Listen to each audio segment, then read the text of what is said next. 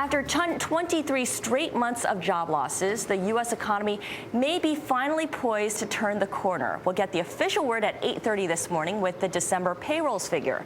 The consensus right now, no change. The range in economists' forecasts, however, swings from a decline of 100,000 to a gain of 85,000. So here now for a preview of today's numbers is James Shugg. He's a senior economist at Westpac Banking. James, thank you for joining us. First off, will this be the month or a month that we see jobs added to the economy?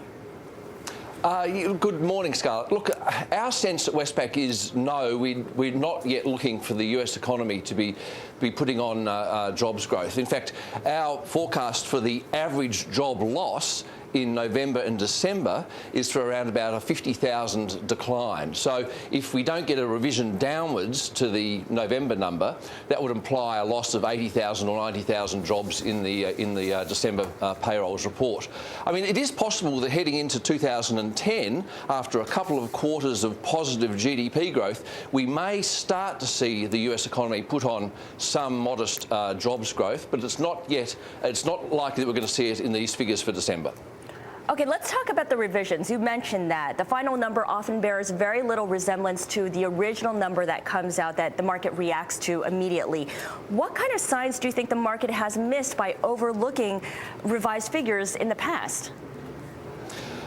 That's a very good point, Scarlett. Look, the BLS, the Bureau of Labour Statistics, is actually worse at getting the ultimate movement in month-to-month payrolls than the consensus of economic forecasters. In other words, the ultimate revision in the BLS numbers is often bigger than the initial miss of economists with respect to their forecast, with respect to the actual outcome. So the revisions are very, very important. And I think that what we saw in November's report was a substantial upward revision to the September and October numbers, which actually helped to contribute to this sense that maybe the US economy is really starting to turn the corner and approaching the point at where it actually can put on some jobs. So you're absolutely right. We do need to focus equally on the revisions as we do on the headline number.